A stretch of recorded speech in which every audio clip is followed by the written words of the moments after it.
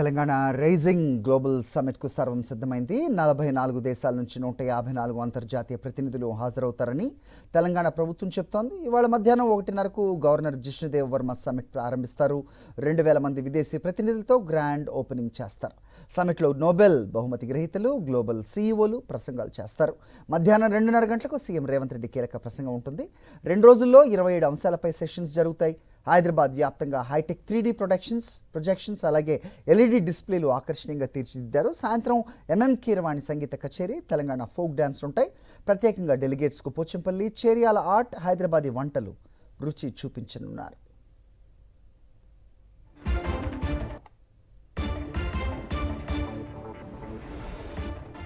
తెలంగాణ ప్రభుత్వం చారిత్రాత్మకంగా నిర్వహిస్తున్న రైజింగ్ గ్లోబల్ సమ్మిట్ ఆరంభ వేడుకలో ఆర్థికవేత్తలు, పారిశ్రామికవేత్తలు ప్రసంగిస్తున్నారు. నోబెల్ బహుమతి గ్రహీత ప్రముఖ ఆర్థికవేత్త అభిజిత్ బెనర్జీ ప్రసంగించనున్నారు. World economic summit CEO Jeremy Jurgens, అలాగే నోబెల్ శాంతి బహుమతి గ్రహీత Kailash Satyarthi, Trump media technology group CEO Eric Swider, Biocon limited executive chairperson Kiran Mazumdar Shaw ప్రసంగాలు చేయనున్నారు. 80 ఎకరాల్లో 8 జోన్లు, 33 క్లస్టర్స్గా ఏర్పాటు చేశారు. 1000 కెమెరాలతో నిఘా ఏర్పాటు చేశారు. ట్రాఫిక్ నియంత్రణ కోసం 1500 మంది పోలీసులను మోహరించారు. మొత్తం 6000 మందితో పోలీస్ బందోబస్తు ఏర్పాటు చేశారు.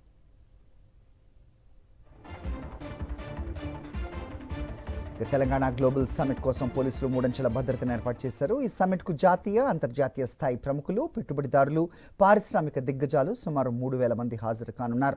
దీంతో గ్లోబల్ సమ్మిట్ ప్రాంతంలో అడుగడుగునా నిఘా పెంచారు. 1000 CC కెమెరాలు ఏర్పాటు చేశారు. మొత్తం 2500 మంది పోలీసు బలగాలతో భద్రత పర్యవేక్షిస్తున్నారు.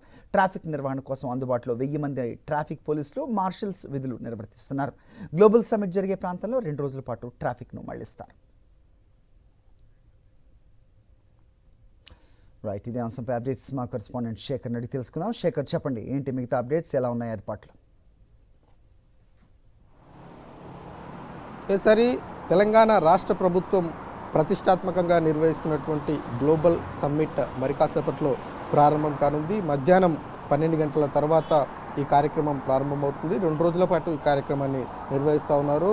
రాష్ట్ర గవర్నర్ జిష్ణుదేవ్ వర్మ ఈ కార్యక్రమాన్ని ప్రారంభిస్తారు. ఇక 1:30 గంటల ప్రాంతం తర్వాత ముఖ్యమంత్రి రేవంత్ రెడ్డి ప్రసంగం కూడా ఉంటుంది. అయితే ఈరోజు మధ్యాహ్నం తర్వాత ఈ స్పీచెస్ అయిపోయిన తర్వాత మేజర్గా సెషన్స్ ఉంటాయి. ఈరోజు 12 అంశాల మీద చర్చ జరుగుతున్నట్లుగా షెడ్యూల్ విడుదల చేశారు.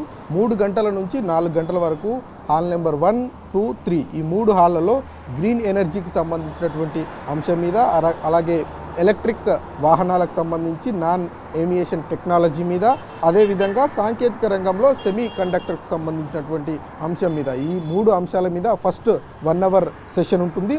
దాని తర్వాత 4 నుంచి 5 గంటల ప్రాంతంలో డిఫెన్స్కు సంబంధించినటువంటి రంగాలలో తెలంగాణ వృద్ధిపైన చర్చ ఉంటుంది. అట్లాగే అంతర్జాతీయ నైపుణ్య మార్పిడి విధానాలకు సంబంధించినటువంటి అంశం మీద హాల్ నెంబర్ 2లో చర్చ ఉంటుంది.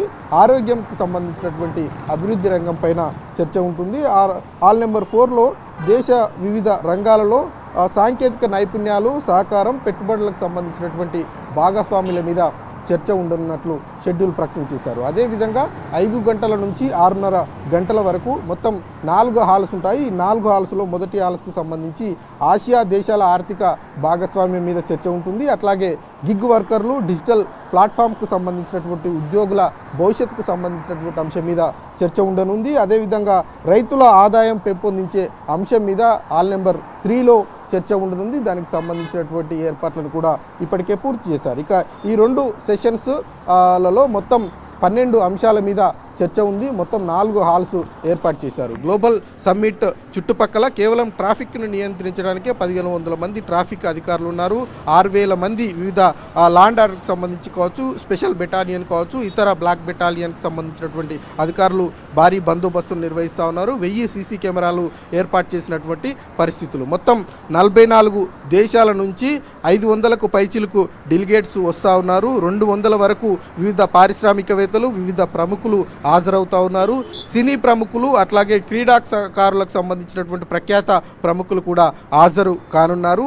ఇక కచేరీకి సంబంధించినటువంటి కార్యక్రమం కూడా ఈరోజు ఉంది. సాయంత్రం 6 గంటల తర్వాత ఈ కార్యక్రమం దాదాపు 40 నిమిషాలకు పాటు ఉండేటువంటి అవకాశాలు అయితే కనిపిస్తూ ఉన్నాయి. ఇక క్యాంప్ ఆఫీస్ ముఖ్యమంత్రికి క్యాంప్ ఆఫీస్ కూడా గ్లోబల్ సమ్మిట్లో ఏర్పాటు చేశారు. అట్లాగే మంత్రులకు సంబంధించి కూడా వివిఐపి డెలిగేట్స్ సమావేశాలు నిర్వహించడానికి ప్రత్యేకంగా రూమ్లను ఏర్పాటు చేశారు. ఈ సెషన్స్ అయిపోయిన వెంటనే ఆ డెలిగేట్స్ ఈ అంశాల మీద సానుకూలంగా ఉన్నట్లయితే వెంటనే ఆ క్యాంప్ ఆఫీస్లోకి వెళ్ళడము, అక్కడ ఎంఓయూలు కుదుర్చుకునేటువంటి అవకాశాలు కూడా ఉంటాయి. మొత్తం ఆ ఎగ్జిబిషన్కు సంబంధించినటువంటి స్టాల్స్ ఏర్పాటు చేశారు. 40కి పైచిలకు స్టాల్స్ ఉన్నాయి.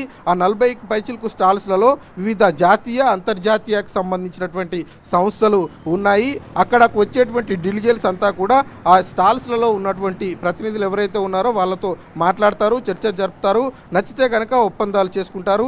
ఈ 2 రోజుల పాటు జరగబోయేటువంటి ఈ సమ్మిట్లో 1,00,000 కోట్ల పెట్టుబడిని రాష్ట్ర ప్రభుత్వం ఆశిస్తున్నటువంటి నేపథ్యంలో పూర్తిస్థాయి ఏర్పాట్లయితే సర్వం సిద్ధం చేశారు. హరి.